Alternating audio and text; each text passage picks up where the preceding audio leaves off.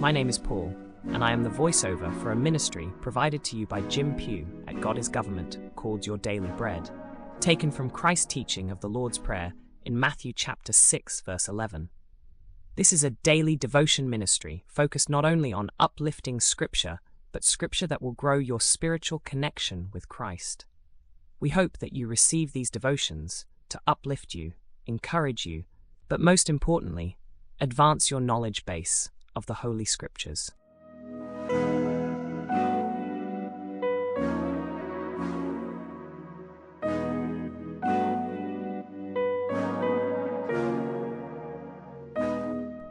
Today's focused discussion will be on Lost Your First Love.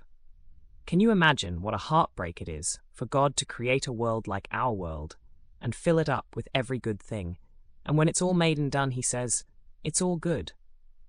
And then to see the thing corrupted and debauched and made vile as it is today, as it has been since the fall of man, as it continues to increase in its corruption.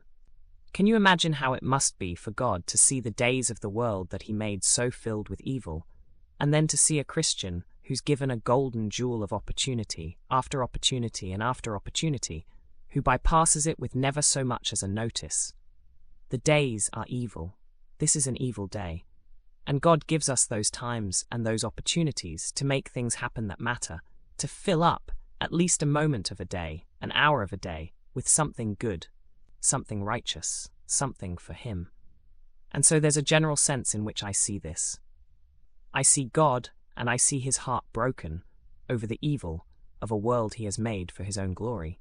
And I say to myself, if God gives me one little opportunity in the midst of an evil day to do something good and something to honor him and something to glorify him, I'm going to grab that opportunity.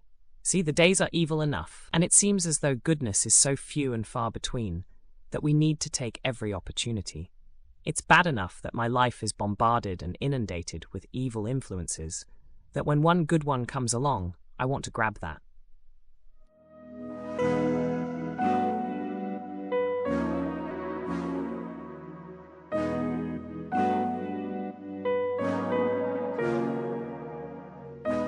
But there's another way to look at it.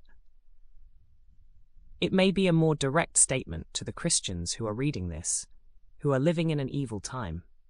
It may be a reference to the Ephesians who are living in an evil day.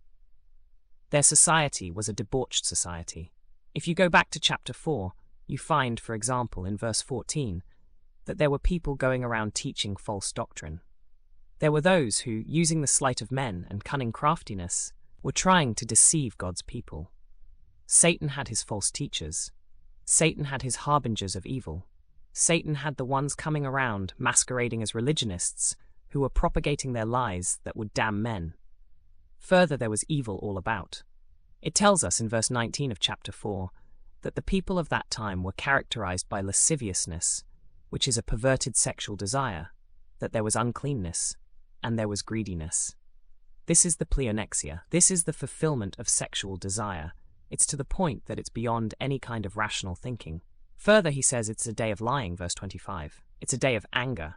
It's a day, in verse 27, when the devil has a place. It's a day of stealing. It's a day of corrupt communication. Chapter 5, verse 3 talks about sex sin, uncleanness, covetousness, filthiness, foolish talking, jesting, and so forth. I mean, it was a day of evil. And he may be making that major thrust and saying, look, redeem the time because the days are evil. He may have been alluding to the very hour in which those people were living. Persecution and distress was on the horizon. Do you know it was only 100 years or so from this time that Christians were burned at the stake and Christians were thrown to the lions? It was coming, and it was coming fast, and whatever they were going to do, they were going to do then.